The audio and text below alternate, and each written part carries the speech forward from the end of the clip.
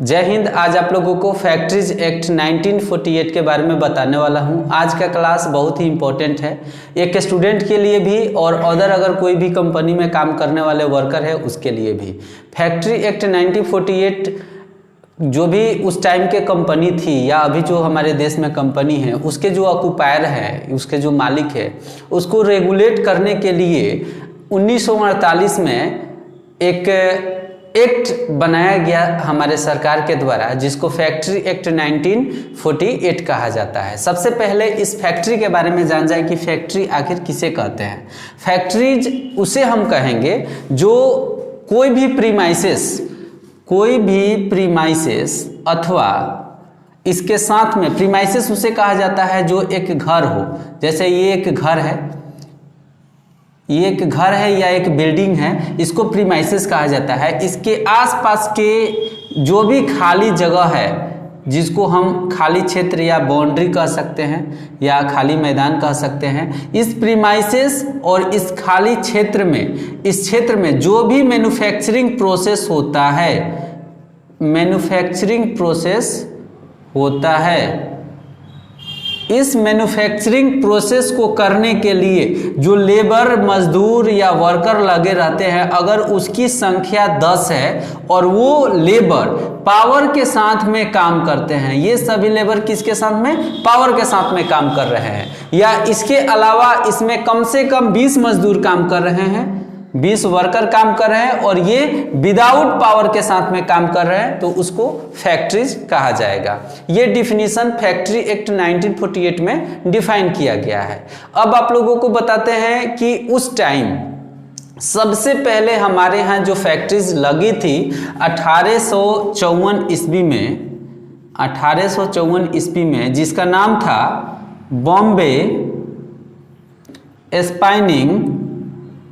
Bombay spinning and waving मिल, ये एक cotton industries थी जो ब्रिटिश गवर्नमेंट के द्वारा हमारे देश के बॉम्बे में लगाई गई थी सबसे पहले। इसके पहले भी इंडस्ट्रीज लगी थी, लेकिन वो स्मॉल स्केल इंडस्ट्रीज थी। बड़े स्तर पे जो काम स्टार्ट हुआ टेक्सटाइल इंडस्ट्रीज के क्षेत्र में, वो बॉम्बे स्पाइनिंग एंड वेविंग मिल था, जो 1854 में प्रोडक्शन यूनिट इसका लगा, लेकिन 1856 ईस्वी में इसमें प्रोडक्शन स्टार्ट होना शुरू हो गया। अब इस कंपनी के जो ऑक्यूपायर थे, कंपनी के जो मालिक थे, वो वर्कर के साथ में शोषण करते थे। कैसे शोषण करते थे इसके बारे में आगे मैं बताऊंगा।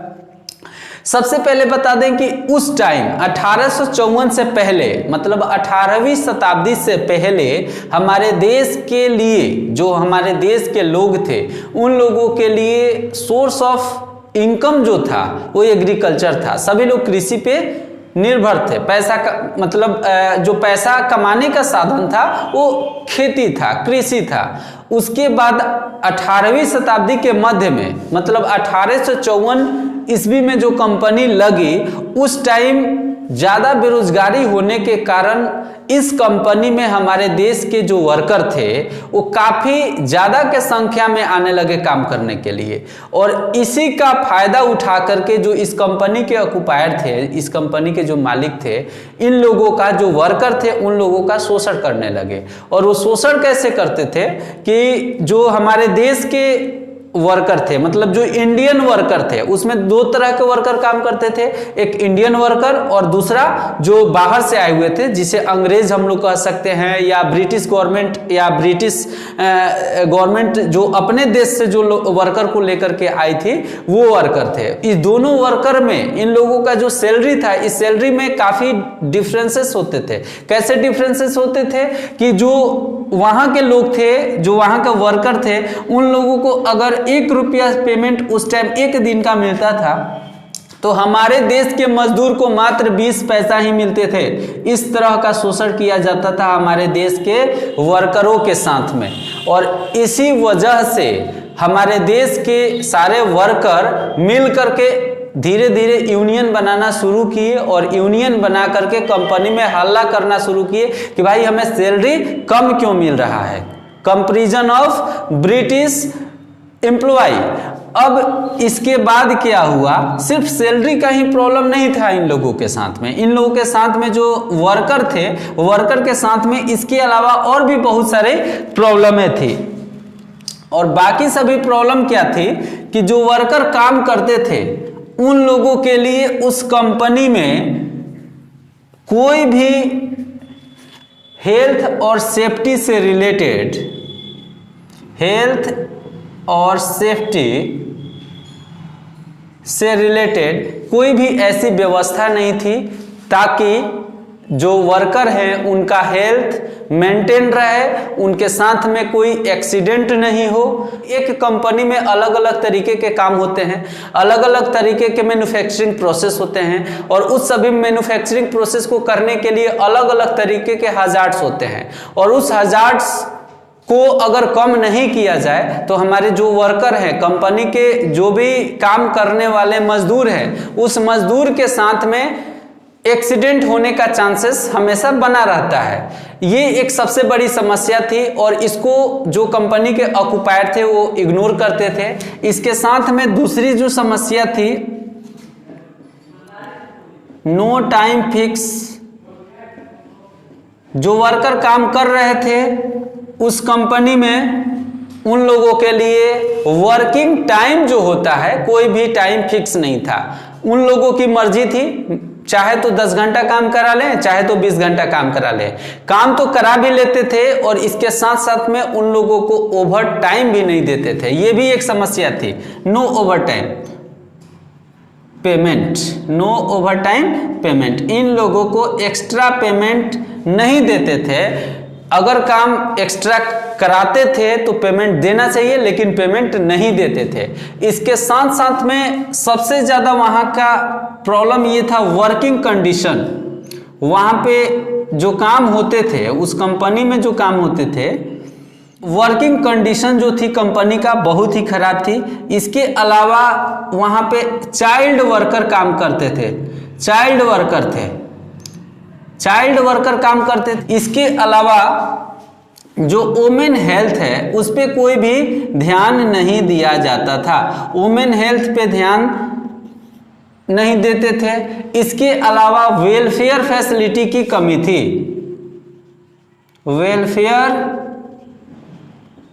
फैसिलिटीज की कमी थी। वेलफेयर फैसिलिटीज मतलब वहाँ पे कोई भी वर्कर के लिए कोई रेस्ट रूम नहीं था, फर्स्ट एड के लिए कोई भी साधन नहीं थे। उन लोगों के लिए जैसे साबुन, हैंड वॉश, इससे रिलेटेड कोई भी प्रोडक्ट अवेलेबल नहीं होते थे। वो उन लोगों को अगर काम करने के दौरान में एक्सीडेंट हो जाता है तो उन लोगों को कुछ देर के लिए मेडिकली जो ट्रीटमेंट दिया जाता है उसके लिए कोई भी सुविधा नहीं था। सही पानी नहीं मिलता था, स्वच्छ पानी नहीं था वहाँ पे पीने के लिए।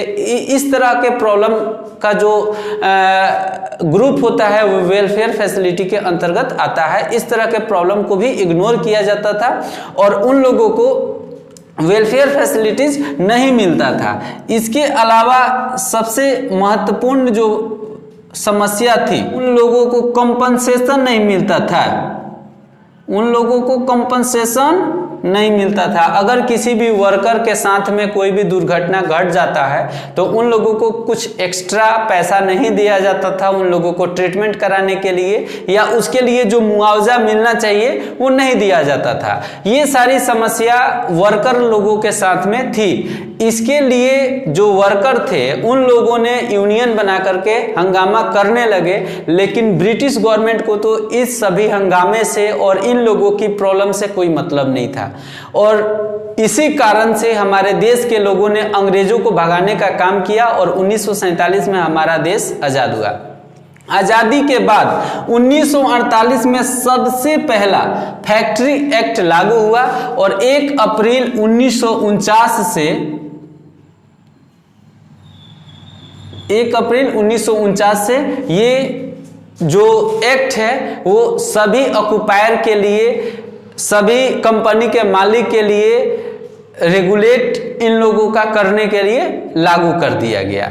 अब इसके बाद जो नियम थे वो नियम में बदलाव किया गया कि वर्कर अगर काम कंपनी में कर रहे हैं वो खुद सेफ नहीं रहेंगे, उन लोगों को ओवर टाइम का पेमेंट नहीं मिलेगा, टाइम फिक्स नहीं रहेगा काम करने के लिए, तो वर्कर का जो कंडीशन है वो नहीं सुधरेगा और कंपनी के जो प्रोडक्शन होने वाले प्रोडक्ट हैं, जिसका प्रोडक्शन होता है उसमें ग्रोथ नहीं आएगा। इसको लेकर के उन लोगों ने कुछ सुधार किया और सुधार ये किया कि हेल्थ और सेफ्टी से रिलेटेड कंपनी में सेफ्टी ऑफिसर रखने लगे ताकि किसी भी वर्कर का हेल्थ और सेफ्टी वो सेफ्टी ऑफिसर मेंटेन कर सके। इसके अलावा उन लोगों ने टाइम फिक्स कर दिया, उन लोगों को अब फिक्स टाइम 8 घंटा निर्धारित कर दिया गया कि अब आपको 8 घंटे काम करने हैं और 8 घंटे का सैलरी आपको दिया जाएगा।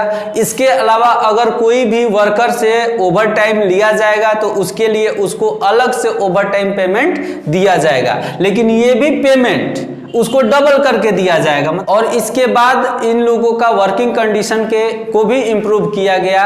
वर्किंग कंडीशन के बाद चाइल्ड वर्कर जो 15 साल से कम के हैं उनको कंपनी में बैन कर दिया गया कि इन लोगों से काम नहीं लिया जाएगा। इसके अलावा वुमेन हेल्थ पे भी ध्यान दिया गया।